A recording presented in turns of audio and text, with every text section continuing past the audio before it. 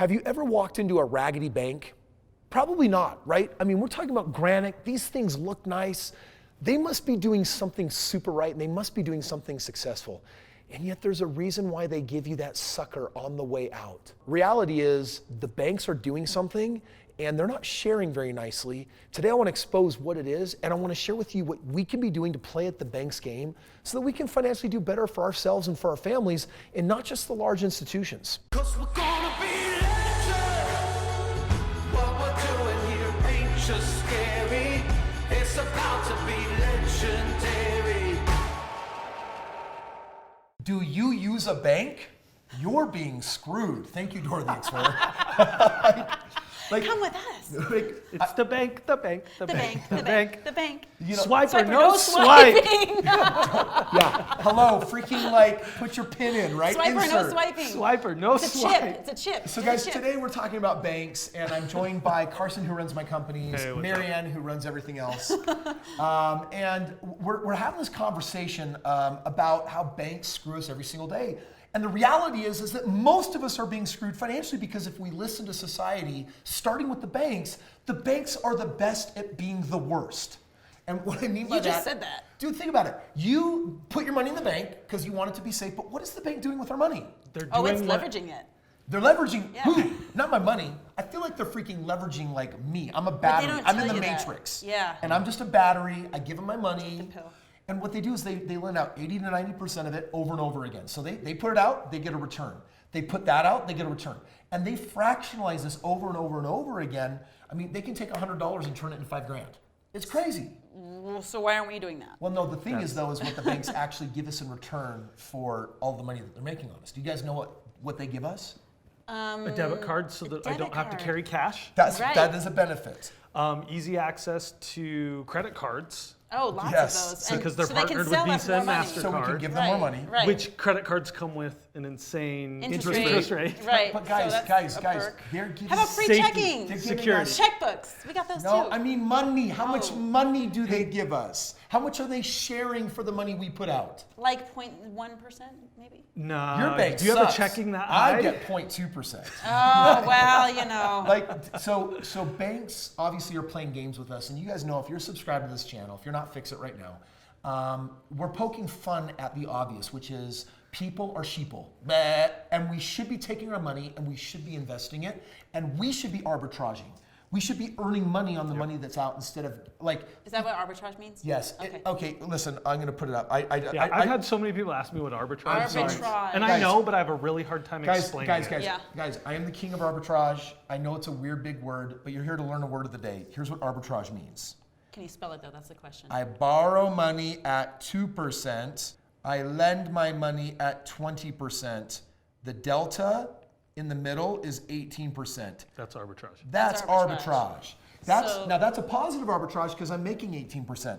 By the way, if I borrow money on a credit card at 18% and I lend it at 0% because I bought a boat or something that makes no money, Right. then this is a negative delta arbitrage of 18%, right? That's a bad day. Well, but that's a typical day for most Americans. Right. So So- they don't even know it. So really, there's this idea that most people aren't saving as much money as they want for retirement, but what they have, they keep in a bank often. And a 401k is also the same thing as the stock market. They're leveraging us. We give them their money, and they give us back a little bit. And this is where it dawned on me. So this morning, I was just kind of working on this video in my mind, and I was thinking about a family member of mine that I had sold a house to, and I basically was helping them get in the game of investing. And along the way, they got some misinformation and thought that I had bought the home for a lot less and sold it to them for a lot more, and they felt like, oh my gosh, you're taking advantage of me. Then they got the information and found out it wasn't true. But hold on, let's back up just a second on that. If they were happy with the price that you gave them, why do we have such strong feelings about someone having that arbitrage? It's the weirdest thing. Technically, it's okay, right? It's not illegal and it's not unethical. No, it's not. The grocery store does it to you All every of the single time. day. Yeah, but Right? you guys, they have these things called usury laws. And usury laws essentially means that there's only a certain amount that you can make on someone or charge before it is actually unethical. And in this situation, there was a wide disparagement. Like Okay, so they did have it was misinformation. they had misinformation. They thought it was a six-figure play, Gotcha. Wow. and it was not. It was really a help. At least that was the intention. And it just dawned on me that no one likes being taken advantage of. Yeah. And yet with banks, they're making so much money on our money. Oh, I just got a gut check But on what that one. what they're giving us back is so small, and it's like, how do you beat the game? How do you beat a bank at their own game? And I came up with some ideas that I wanted to share. People got to know this too. So check it out. Here's some ways where you can actually play the bank's game and win. Number one, people either keep their money in savings. Now, by the way, that's smart for the amount that you want to have as like an emergency fund. But some people are putting more money in savings beyond the emergency fund. And now the bank's laughing at them. By the way, have you ever wondered, still to this day, when you leave a bank, they give you a sucker on the way out? They're freaking calling you. We're funding the sucker campaign. Not just Dang a sucker, it. they give you a You a dum-dum. Because they're cheap You give me money, I give you dum-dum. Dum dum gum gum. That's exactly how it is. So savings, if you have extra money in savings, don't let them play you at that game. Sucker. The next one is a home equity line of credit. If you have a primary residence where you have a home that, let's just say, has a value of $250,000, and what you owe on it, if you can see on the screen right here, is let's say $100,000, then right now there's a difference there of 150 grand. Now you might be on a mission. I am paying this off so I can own this asset free and clear. But I want you to be aware that the time to pay off a home is when you have enough residual income that your time is free. And if your time's not free, then you are prematurely trying to pay this off. So that money is trapped, and the bank would probably give you at least 100 grand of that on a line of credit.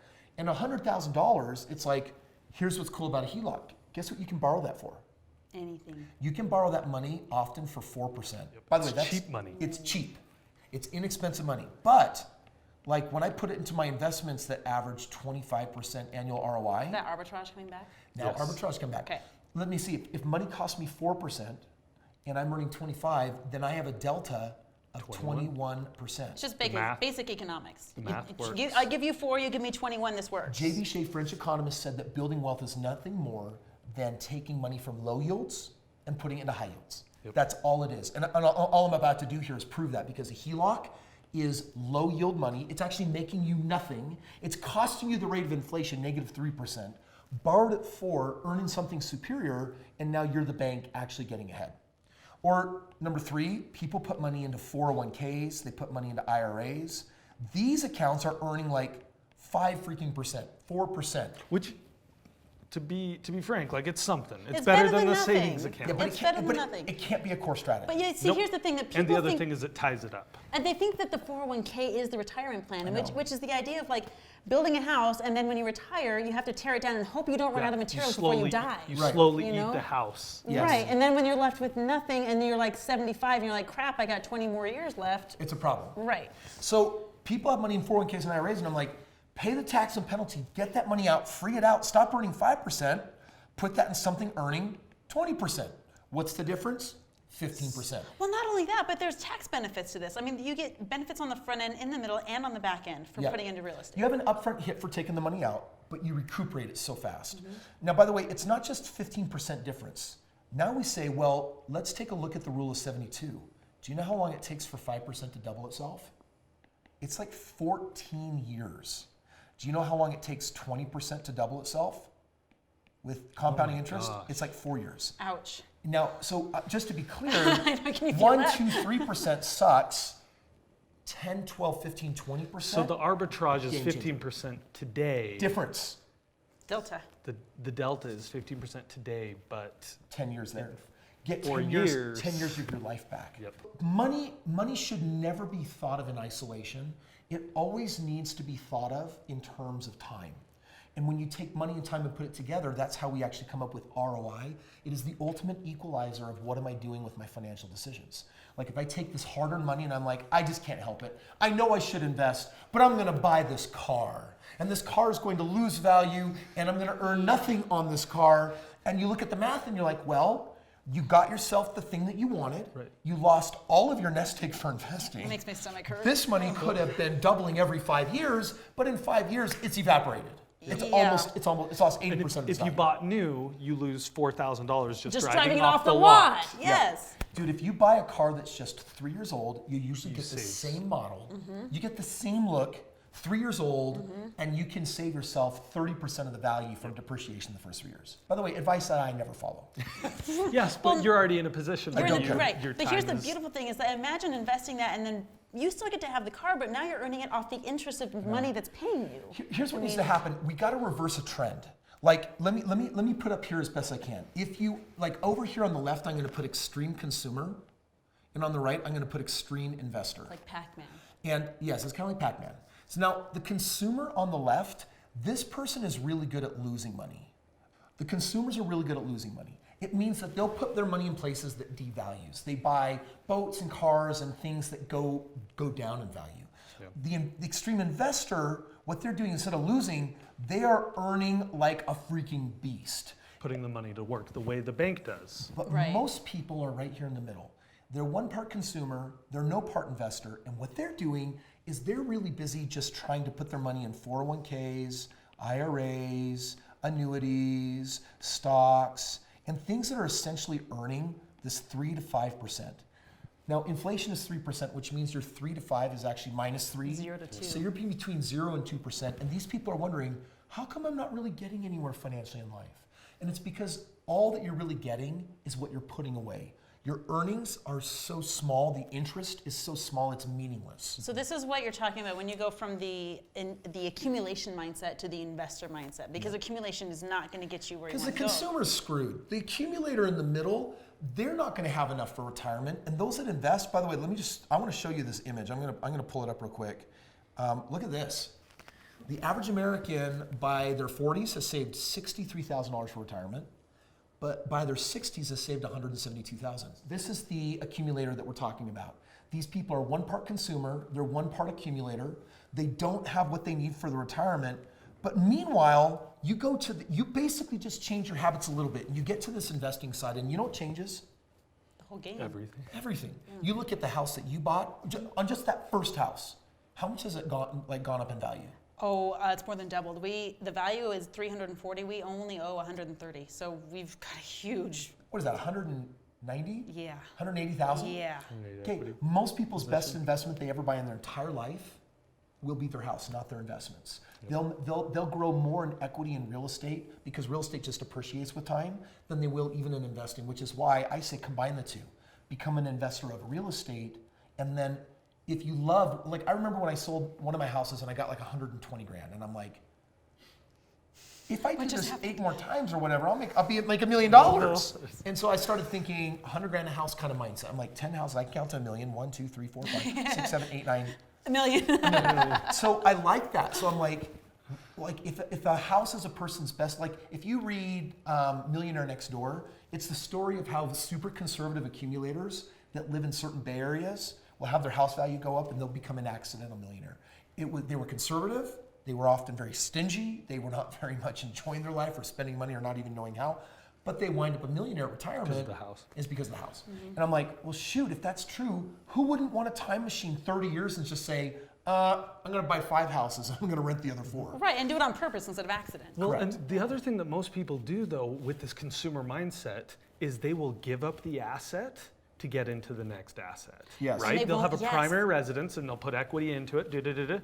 Then they sell and they take that equity and say, that's my down payment on my next house. So I didn't save, I Yes. didn't invest, I didn't do anything. I'm just going from one To the other. consumable to the next. Well, and I heard someone refer to that once as eating your seeds. You know, you're not planting your seeds. If you plant your seeds and wait 5 years, you can have 1 million seeds, which you can eat some and then plant some. But if you eat your seed, Well, and the reality is most farmers, they understood the law of the harvest because they grew seed every year and they had to eat some and save some. Right, exactly. So it wasn't a Yep, 5-year and we thing. have to consume some. we do. We have to live. Yeah, and so, but if you consume all of it because you were hungry that winter, then in the spring, you'll have nothing the following winter. Right. And when life and death is on the line, guess what? They do what's right. Unfortunately for us, we don't have life and death on the line. So we give our banks stupidly to our money. We're sheeple, not people. We're these accumulators. We're not making great decisions. What we need to learn how to do is freaking invest. Check it out. You guys all know this. This is my most recent publication. I'm freaking more proud of this than my last book. This is $1 billion of track record nearly on 4,000 homes. where our average ROI, 25%.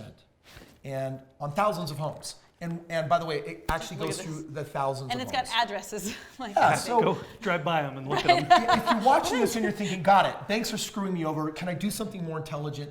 The answer is yes. This is free. You can actually get this. All you have to do is click the link below, cover the shipping, and my team will send this out to do two things. One, I just want to educate you and help you understand that the stock market is not your only option, and it's not going to produce an ROI sufficient to get where you want to go. And second, I actually reveal my entire strategy of how we do it, and you can just rip me off. So if you want to just like rip me off and take it and run with it, that's part of why we make these videos. It's like, dude, go build your own wealth, go control your own financial future, and don't let the bank control your financial future. Well, and to wrap up, you said get irate, like the banks are screwing us over. And Yeah. you can be pissed, or you can look and be like, I can do the exact same thing the bank is doing. I can put my money to work Yes. and make it earn for me. And then go hand out suckers to all the tellers. All you the- invite. Merry Christmas. My friends, thank you so much for watching today's video. If you're not a subscriber, take care of that. If you want a free copy of this, this is a financial game changer. It will blow your mind. The proof in the system and the results are all trapped here in this document, which we'll go ahead and send out to you. We'll look forward to seeing you on tomorrow's video. As long as you ring that bell, share this video with someone else, and do me a favor, smash that like button because it tells YouTube that this was worthy content. I hope you found it worthy because you freaking made it to the end. And we will see you tomorrow.